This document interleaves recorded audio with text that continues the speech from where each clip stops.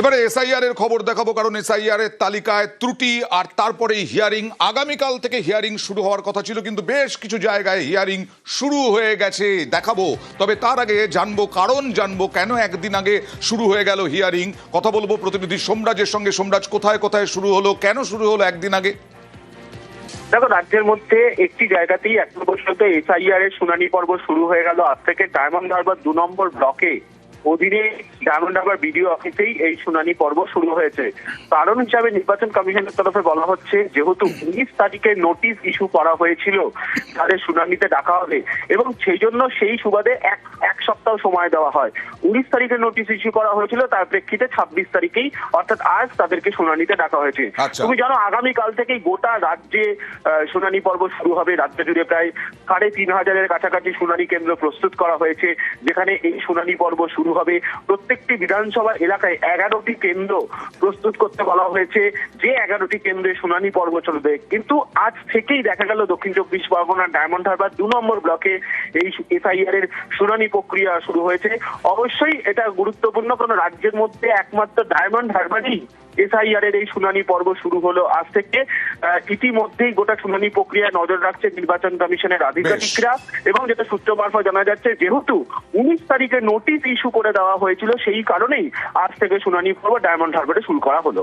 ওকে, লাইনে আপনাকে দাঁড়াতেই হবে, যখন হোক তখন হোক লাইনে দাঁড়াতেই হবে। কারণ ভোটের লাইনে দাঁড়াবেন, তার আগেও বিভিন্ন লাইনে দাঁড়িয়েছেন, এবার শুনানির লাইনে।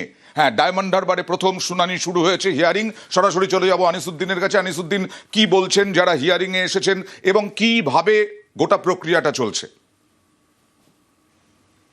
একেবারেই দেখো, যে নির্বাচন কমিশনের পক্ষ থেকে মাইক্রো অবজারভারদেরকে নিযুক্ত করা হয়েছে, এবং ARO উপস্থিত রয়েছেন, এবং ডায়মন্ড হারবার 2 নম্বর ব্লক অফিস সহ ডায়মন্ড হারবার বিধানসভার ক্ষেত্রে ডায়মন্ড হারবার 2 নম্বর ব্লকের এবং সরিষা হাই স্কুল দুটি জায়গাতে কিন্তু এই হিয়ারিং এর কাজ চলছে, যেখানে ডায়মন্ড হারবার 2 নম্বর ব্লকের যাদেরকে হিয়ারিং এর জন্য ডাকা হয়েছে তারা এসেছেন এবং লম্বা লাইনে দাঁড়িয়ে রয়েছেন।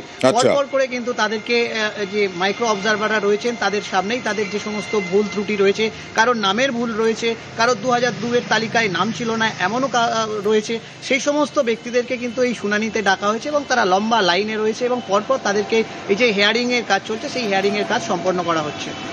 বেশ,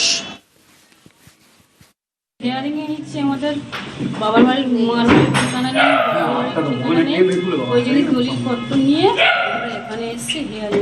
এসআইআর ফর্ম ফিল আপ করেছিলেন? তাতে কি এখন কি এসছে? এখন এই জন্য এসেছি আর প্রমাণপত্র নামের। আজকে হিয়ারিং হচ্ছে? এখানে হিয়ারিং এর জন্য ডাকা হয়েছে, ডকুমেন্টস কিছু নামের গন্ডগোলের জন্য এই জন্য এখানে আসতে হয়েছে।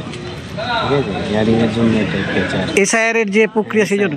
জি, তো এসআইআর এর আপনার কি ভুল হয়েছে, কি কিছু সমস্যা হয়েছে? নামের সমস্যা আছে, যার জন্য আসতে হয়েছে। আপনি কি ডায়মন্ড হারবারের ভোটার?